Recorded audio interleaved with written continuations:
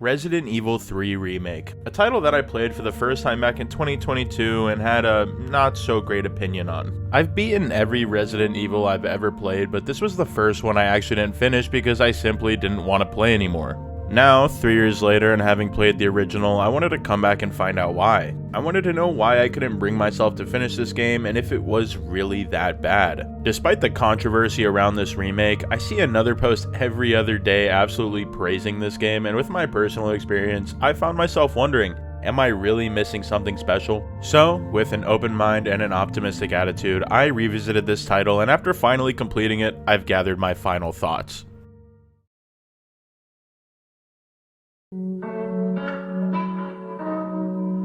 Now, this is an important question and something that you need to understand no matter where you stand on this title. The Resident Evil 3 remake, which I will now be calling the 3-make, is, well, hardly a remake at all.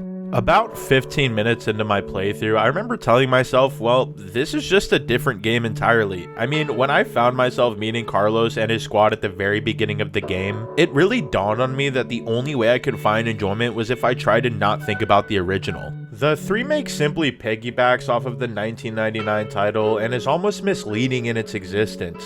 This game really is more like a reimagining, an entirely different game that holds the same characters and setting, and that's about it. After constantly reminding myself that this isn't really a remake at all, I was able to see the game for what it really is. So, what is the 3-make?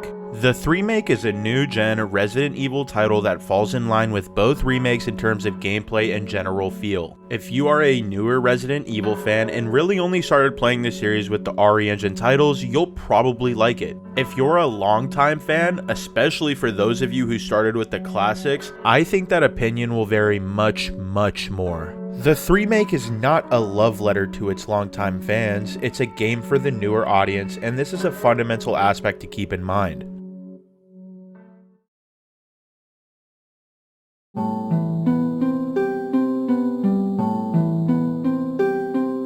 When people talk positively about the 3-make, you typically hear something along the lines of, it's a great game but a bad remake. So, for this section only, we're going to throw this title a bone and look at it without making any comparisons to the original. Quick disclaimer, this does mean that there are some things I won't be mentioning because I feel like comparisons have to be made when talking about them. So, let's start with the opening sequence because there's a lot to say about it. We start off in Jill's apartment, which, let's be for real, is pretty cool considering that I don't think we've ever seen any of our protagonists' homes in the entire franchise. I actually spent about 10 minutes just going around the apartment examining her walls and decorations because I was curious on how Jill might actually live or decorate her home. On top of this, we get a really cool dream sequence where she begins rapidly turning into a zombie while we watch it through her own eyes. This, at first glance, is great. Not only does it look sick, but it's a sign that we'll likely be diving deeper into the trauma that Jill experienced back in the Spencer mansion. Unfortunately though, that's actually not the case at all as they drop it immediately and don't mention it at all throughout the entire rest of the game. Back to the intro, we get ambushed by Nemesis in our apartment before getting chased through the streets using an intense combination of W and forward on the analog stick through cutscene after cutscene. Fortunately, once you finish this movie and finally do get your hands on the gameplay, you're reintroduced to the enjoyable parts of the newer titles, like some nice optional backtracking, the simple yet satisfying crafting system, weapon upgrades, and a great looking game. Of course, with the RE Engine running everything, that's expected and it does deliver mostly. If you played the overwhelmingly well-regarded second remake, you'll find that a good portion of the zombies are reused assets, and that's only one of the many ways they decided to cut corners with this $60 game. But we'll save most of that for another section. Not to mention, the gore system that was previously used is toned down quite a bit, and I think it has a pretty heavy impact on the overall feel of the combat. Something about shooting the enemies in this game just feels really unsatisfying, and I didn't find the same feeling in the other remakes. The enemies of Resident Evil have always been bullet sponges, but this remake just doesn't scratch that itch, and honestly, that might just be me. Moving on to the locations of this game, I was left feeling pretty meh, as none of them are particularly memorable. I know it's kind of a running theme with this series where there's always some kind of lab in every game, but I actually really like this one, and it's likely the only location I'll remember fondly. Particularly the room with the variously mutated tyrants and hunters suspended in the incubators was one I loved and enjoyed going through. Obviously, the section we go through in the RPD offers another great area, but that's not really thanks to this remake. Outside of these, the other unique locations range from okay to not so great. I mean, do people really like going through sewers in any game? Like, actually? But speaking on the sewer, let's talk about some of the special enemies in this game, and the one we encountered down there, the Hunter Gammas. This accounted for like 90% of my deaths in this run because they inconsistently stagger and they only one-hit kill. They open their mouth, you shoot, it staggers, and you repeat. But sometimes if you do it too early, and sometimes if you do it twice, it straight up doesn't matter. This is honestly more of a nitpick, but I just don't like this enemy at all, and it's just one of the many things that feel janky in this game. On to the regular hunters, and an enemy I've disliked throughout the entirety of their existence. I'm happy to say that this is their all-time best look.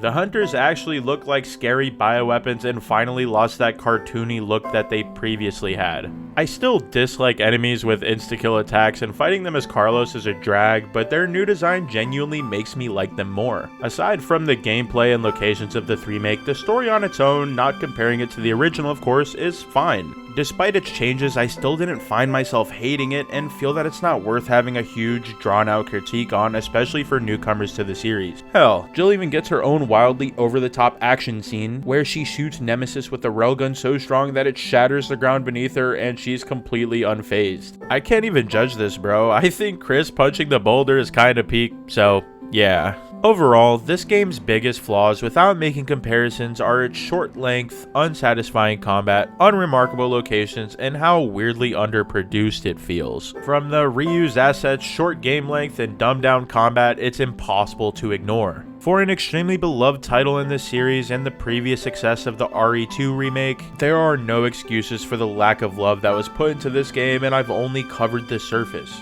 Genuinely, I just can't see why people label the remake as a great game. I absolutely love Capcom 2, and they are one of my biggest inspirations as an artist, but I still can't bring myself to give this game that much praise. This title is underbaked with a $60 price tag, and I don't know why people are so set on convincing everyone else that this game is amazing. You can like this game, but as someone who cares about the series, I can't just sit here and praise every single game that's a part of it.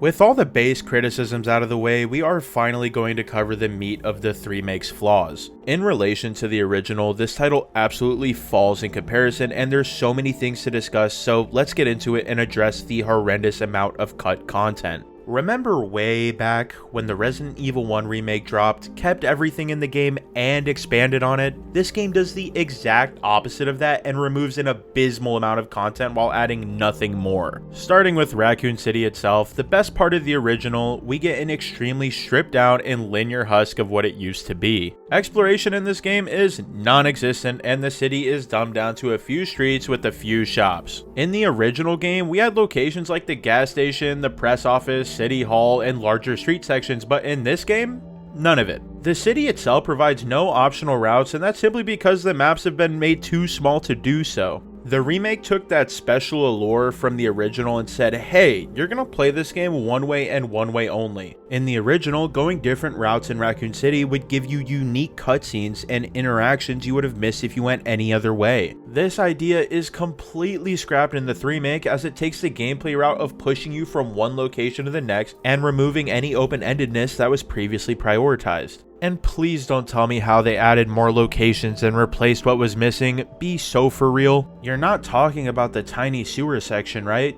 You're also not talking about the 500 square foot rooms that act as shops, are you? Are you? Moving on to about the halfway point of the game, you walk towards a bridge and in the distance you see a clock tower. This might be the point you're thinking, oh my god, wow, we're about to enter one of the most unique locations of Resident Evil 3. Nope. You actually just get to look at the outside of it while fighting Dog Nemesis. Damn, that's a shame. Well, at least we have the hospital, and surely afterwards we'll get to explore the gorgeous park from the original, right? Wait, why am I in a big-ass laboratory? Oh, that's fine. I guess they actually just added on to the hospital, and once we get out of here, then we'll be able to go to the park and finally the dead factory. Why did I just kill Nemesis? Yep, that's the remake. It's honestly kind of funny to think about, but this game shows glimpses of locations from the original game, but never actually lets you visit them, and it's like they're purposely just rubbing salt in the wound. At this point, I've been mostly covering the missing locations of this game, so let's get a bit deeper into the gameplay aspects that were also stripped down or entirely removed. I already mentioned the lack of random encounters and interactions briefly, but I want to expand on it a bit more. In the original RE3, different items and enemies are randomly spawned based on going through different locations or simply upon loading a new area. In each subsequent playthrough of the original, you will get a different experience every time, and this goes beyond items and basic enemies as it also randomizes boss fight locations and cutscenes depending on your decisions throughout the game. However, in the remake, every single playthrough will be the exact same and offers little to no replayability. Aside from no longer having randomization implemented into the game, we also lose multiple endings, and after beating it, there is no mercenaries. We're also stripped of 4 alternate outfits and left with only 1 unlockable, but surely that was to make the game better, right? Now for something in a more positive light, let's talk about how the hospital is redone. This is single-handedly one of the weirdest ways I felt about a video game location, but I'll try to explain it as best as I can. For some reason, I straight up can't bring myself to say that I like this section, and up until I got there, I was dreading revisiting this part of the game the entire playthrough. What makes it so odd though is objectively, I think it was actually improved on. It's larger than the original, arguably the most atmospheric section in the entire game, and it's actually pretty creepy. What might be a hotter take is that I also liked Carlos' section where you defend Jill against the zombie ambush. Looking past the 10 FPS zombies in the distance and the fact that they just comically combust when you kill them, it's pretty well done. I really like that I actually had to use all of the resources in my inventory to stop them, and actually felt a bit panicked when I was running low on ammo. I think it's safe to say that Carlos' sections of the game are just more scary and intense than Jill's overall. Speaking of the cast, let's talk about how they compare to their original counterparts, starting with the one and only Jill Valentine. This character doesn't exactly feel like Jill Valentine to me, and the direction they're going with her might be one of my biggest gripes in the entire series. Jill's personality to me has always been the caring yet deadly soldier that holds things down when she needs to while being incredibly level-headed. In this game, all of her maturity feels like it flies out the window with her snarky remarks and admittedly cringe excessive cursing. It's like they made her more immature than every other main protagonist, and to me, I feel like it takes away from who she really is. She doesn't need to be the hotshot character saying the dumb one-liners to set her apart, and it's disappointing to me that it feels like they didn't know the character they were making a game around. Am I saying that she's not allowed to curse? No, but Jill now just blends in with the rest of the main cast with nothing setting her apart. In the previous games, I love that Jill had this energy that was both nurturing and honorable. One scene that particularly bothered me is her remark to Mikhail after seeing that he was injured while trying to save civilians. My team was sent here to rescue civilians. Right. How's that going for you? Really? Why are we shifting away from one of Jill's most important characteristics and making her rude? The more personal, caring side of Jill seems to have disappeared in this remake, while they took her assertive side and cranked it all the way up to rebellious, angsty teen. At this rate, it feels like the last we'll ever get of Jill will be her appearance in Revelations, and don't even get me started on the mess they made her out to be in this. For the rest of the cast, I've gotta say I saw a good amount of improvement. Carlos maintains his goofy and playful attitude in this game while also carrying a great heart. He feels properly fleshed out with enjoyable dialogue and stands as a memorable character in the series. This game also expands on Tyrell, giving him an entirely different role, and Mikhail is just as goated as he was in the original. As for Nikolai, I'm a bit more mixed on his new portrayal. I don't think he's particularly bad, but he's much more obviously evil from the get-go and just doesn't have the same aura of his original counterpart. And I guess he's also immune to headshots, so that's cool. I shot him in the head. I shot him in the dome. Don't do that to me. Unfortunately for this title, the pros are absolutely outweighed by the cons, and it terribly fails as a remake. The remake has got to be the most disappointing title in the entire series, as it obviously didn't get the love it deserved in its making. For a game that's so beloved, I just can't reasonably see why they chose to absolutely butcher it.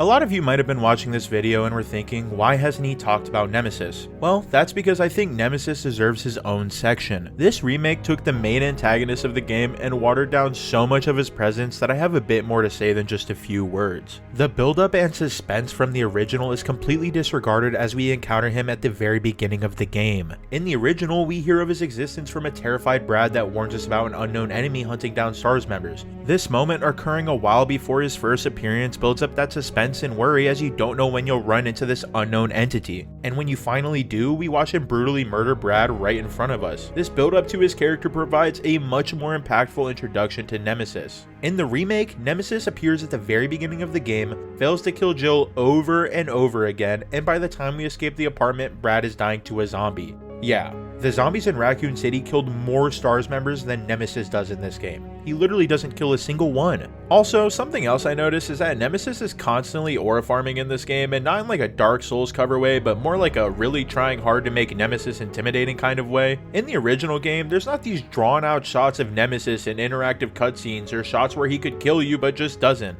All this aura is gained from the gameplay itself. Things like running through a corridor and having him full sprint after you, or getting ambushed by him in the RPD after escaping him at the entrance have so much more impact than holding RT while he slowly walks towards you. This new version of Nemesis just feels like a complete joke that doesn't really carry over the same energy he previously had. On top of this, one of the scariest aspects of Nemesis being that he's this intelligent bioweapon gets scrapped incredibly early on as he quickly turns into this rabid dog monster. It's not even like you get to enjoy that interesting aspect of Nemesis either because your encounters with him are so incredibly sparse. One of Nemesis's unique gameplay mechanics were also entirely removed, that being the live selection. With the 3-make, we no longer get optional encounters with good old Nemi where we get to decide whether we want to run or fight. This mechanic was only in the original, but at this point I guess we're trying to see how much we can remove from the game instead of how much we can add. I guess the biggest bright side of Nemesis is that I enjoy his final boss fight a lot more. It's a really cool set piece and we still get the satisfaction of blowing him up with the railgun, so I'll give this game a thumbs up there.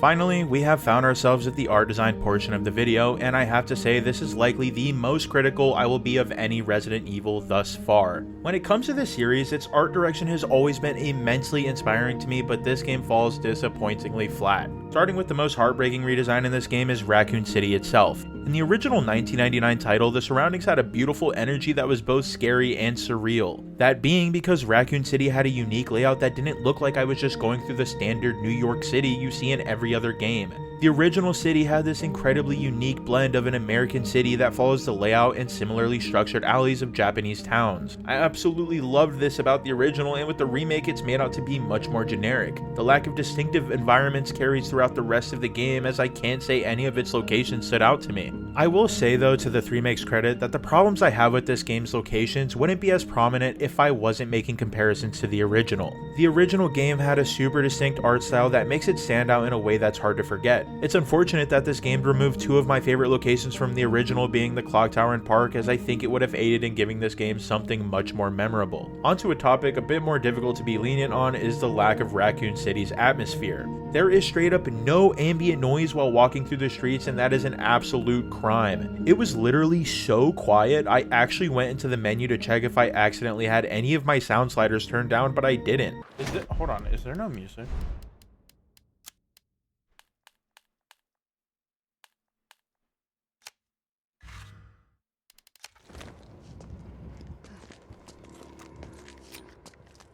Dude, the ambience in this game sucks. In the original, the environments and sound design have incredible synergy, working together extremely well to create an immersive feeling of dread. You will not find that here in the 3-make, and this heavily impacts the feeling that Resident Evil 3 is supposed to have. Moving away from the environmental design, let's talk about the creatures. Resident Evil has always had amazing enemy designs, and this game is no different, for the most part. As per usual, the zombies look great from their small details and animations, and I can't express enough how happy I am with the Hunter's redesign. It's incredibly similar and recognizable to his previous designs, but looks much more like an intimidating bioweapon. Huge props to whoever did this redesign. The Drain Deimos follow closely behind, offering another really cool redesign that's disgusting, and I do love it. The only mob enemy type I really didn't care for too much was the Hunter Gammas. They're not particularly intimidating, and the rounded shape language and chicken wings don't really do it for me. But now, let's discuss Nemesis's redesign. A lot of people seem to love it, but I personally find it to be a big downgrade. I can't tell what it is about his silhouette, but it somehow feels more cartoonish than the original. Maybe it's his elongated thin head on top of his wide brutish stature that throws me off, but I find it difficult to take him seriously. His face sees a heavy redesign that I find to look kinda silly with his pushed in nose and overall facial structure. It keeps the same horribly disfigured look, but it doesn't feel as gruesome or uncontrolled like his original design. His outfit being scrapped and replaced with what looks to be garbage bags stapled together is an extremely odd design choice and makes his appearance look much more bland. I loved how his original outfit had an almost Frankenstein look with the big staples being used to try and keep him contained, and ultimately, it just looks really cool. In both variations, it's easy to tell he's an experiment, but in his new look, his outfit comes off more like something that was just thrown on top of him instead of something that tells you about his volatile character. I really just find it difficult to understand how Nemesis's new look is so widely preferred. Back to the star of the show, we're gonna go over Jill's redesign. We see our first look at her new face model, and to be honest, every time they do this in the series, I think I actually get whiplash. I'm still scarred and will never forget the Chris incident from Resident Evil 7. Anyways, getting onto her new look, I'm a bit torn. They dropped her iconic outfit from the original and adapted an unfortunately bland tank top and jean combo. Realistically, it's a lot more practical for the situation, but it's still kind of a bummer to drop something so recognizable. I'm not sure if the design choice was made to be more realistic or for some odd censorship, but if it's the latter, I don't really see a tube top and skirt to be particularly promiscuous. The base outfit is just extremely generic and funnily enough plays into the new take on her character, so maybe it actually is a good character design. I mean seriously, I would have preferred they at least use her concept art design with the cargo pants because it would have been more interesting than plain jeans. I just find the outfit to be extremely uninspired and yet again, another downgrade. As for Nikolai, Mikhail, and the other side characters, I don't have too much to say because they're all pretty much just wearing tactical attire and their designs all serve their purpose. Nothing stands out and there's nothing I'd really call poorly done. As for Carlos, I actually really like his redesign. I think there's some varied opinions on his new hairstyle, but I like longer hair on male characters and I think it's well done here. Oh, and it's a lot better than the short hairstyle they gave him with the classic look because that shit does not look right on top of his head. They kind of botched the classic outfits overall with this game and I have no intention of going anywhere near them. Ultimately, the art direction of this game is mostly a downgrade from the original, and while some may think I shouldn't be comparing this section at all, my points still mostly stay the same.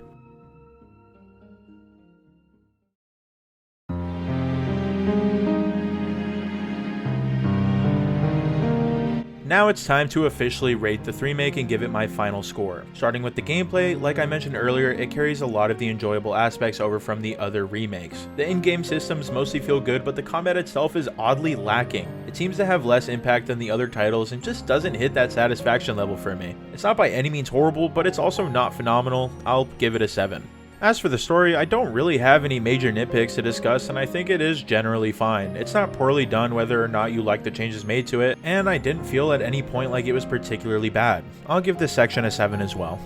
For the stability of this game, I didn't run into any problems and it seems to be properly optimized. There are some weird visual artifacts and times where animations look janky and unpolished, but it's pretty minimal, so I'll give this a 9. The replayability of this game is borderline non-existent. Every playthrough of this game will give you the same exact experience, and the game is so linear that you're likely to find 99% of everything your first time around. The Mercenaries has also been completely removed and there's only one unlockable outfit. The only thing this game has going for it is unlocking items that make it easier to beat in subsequent replays, but that's not enough for me. This section gets a 2. The graphics in this game look great. The RE engine always does very well, but this game does suffer in some odd places like the low FPS zombies in the distance being extremely immersion breaking. Overall, it is a pretty game to look at, so I'll give it a 9. Onto the art design for this game, I'm honestly kinda sad to say this, but it really is a bit disappointing. I find most of the changes to be downgrades and wish it had stayed more true to its source. At the very least, the common enemies do look great, and I love the improved design for the hunters, so I'll give this a 5.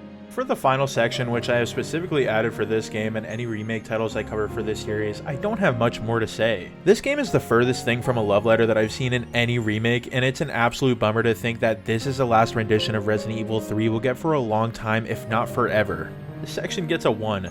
With all said and done, my official score for the Resident Evil 3 remake is a 5.5.